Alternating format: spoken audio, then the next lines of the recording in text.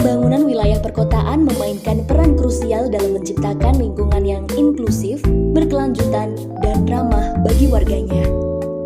Mari kita awali pembahasan dengan melihat preferensi permukiman sebagai sebuah ruang hidup. Doxiadis di tahun 1968 memberikan pengertian bahwa permukiman merupakan hasil dari adanya interaksi antara manusia dengan lingkungannya yang bersifat dinamis atau selalu berkembang.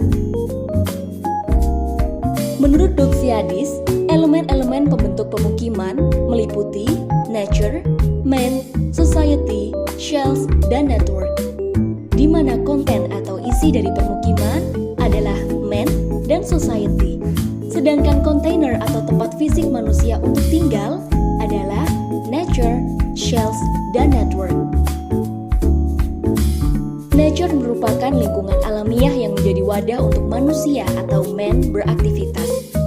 Manusia sebagai makhluk sosial pada akhirnya akan membentuk kelompok-kelompok sosial dalam rangka bertahan hidup dan memenuhi kebutuhannya. Kelompok-kelompok ini kemudian mengembangkan norma dan relasi internal yang dikenali sebagai masyarakat atau society tertentu. Dari perkembangan fisik lingkungan alamiah tidaklah cukup untuk menyediakan perlindungan terhadap aktivitas manusia. Masyarakat kemudian mengubah sebagian lingkungan alamiah untuk menjadi hunian atau shell. Perkembangan shell yang semakin kompleks kemudian harus dilengkapi dengan elemen penunjang aktivitas yang menghubungkan hunian-hunian dalam satu sistem lingkungan. Jaringan penghubung antar shell ini kemudian dikenal dengan network. Berkaitan dengan teori tersebut, berikut adalah 5 prinsip yang memandu hubungan manusia dengan ruang berdasarkan ekistik teori. Prinsip pertama, memilih lokasi dengan potensi kontak yang maksimal. Prinsip kedua, manusia cenderung memilih rute yang paling mudah, nyaman, dan dekat. Prinsip ketiga, manusia cenderung menjaga ruang proteksi dirinya secara optimum. Prinsip keempat, manusia tidak lepas kaitannya dengan nature, network, shells, dan society. Dan prinsip yang kelima, mengoptimalkan kombinasi dari keempat prinsip sebelumnya. Berbicara mengenai penataan permukiman, kita akan mengenal hierarki sistem kawasan permukiman. Hierarki dimulai dari lingkup paling kecil ke yang terbesar, yakni dimulai dari rumah, kemudian perumahan, permukiman, lingkungan hunian, hingga menjadi sebuah kawasan permukiman. Berikut adalah penjelasan dari masing-masing unsur dalam hierarki tersebut. Pada realisasinya, untuk menciptakan hunian yang layak tinggal juga diperlukan adanya prasarana, sarana, dan utilitas umum. Nah, mari kita jabarkan masing-masing. Prasarana adalah kelengkapan dasar fisik lingkungan hunian yang memenuhi standar tertentu untuk kebutuhan bertempat tinggal yang layak, sehat, aman, dan nyaman.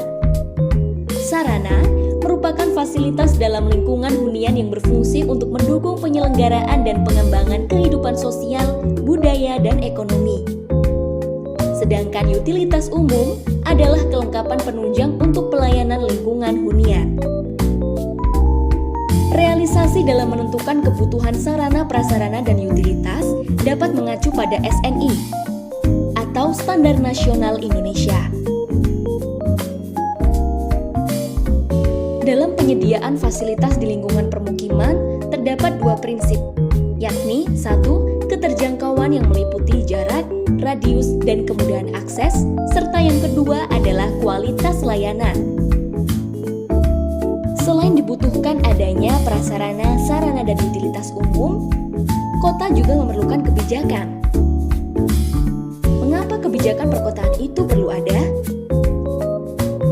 Kebijakan berfungsi untuk menyokong keberhasilan penataan fasilitas di lingkungan permukiman.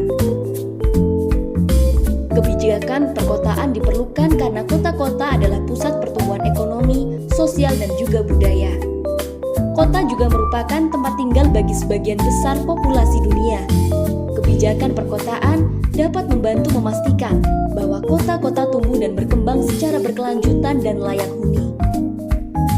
Untuk mencapai tujuan tersebut, pemerintah dan para perencana kota perlu melakukan perencanaan wilayah perkotaan, membantu mengatur tata ruang kota, termasuk penggunaan lahan, zonasi, transportasi, dan infrastruktur. Tentunya ini sangat penting untuk memastikan kota berkembang secara teratur dan efisien. Salah satu aspek penting dalam kebijakan pembangunan perkotaan adalah pembangunan berkelanjutan.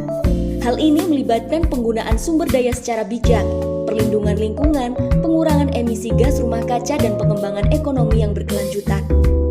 Mari kita lihat contoh kebijakan pembangunan perkotaan berkelanjutan, yakni berupa inisiatif Kota Hijau, di mana dalam inisiatif ini bertujuan untuk menciptakan lingkungan yang lebih hijau dengan memperluas ruang terbuka publik, mendorong penggunaan transportasi berkelanjutan, dan mempromosikan arsitektur ramah lingkungan. Perlu diketahui bahwa kebijakan perkotaan memiliki keterkaitan yang sangat erat dengan Smart City. Kebijakan perkotaan yang tepat dapat mendukung pengembangan Smart City dan sebaliknya. Smart City dapat membantu pemerintah daerah dalam menjalankan kebijakan perkotaan. Jadi, mari kita bekerja sama untuk membangun masa depan yang lebih baik. Terima kasih dan sampai jumpa di pembelajaran berikutnya.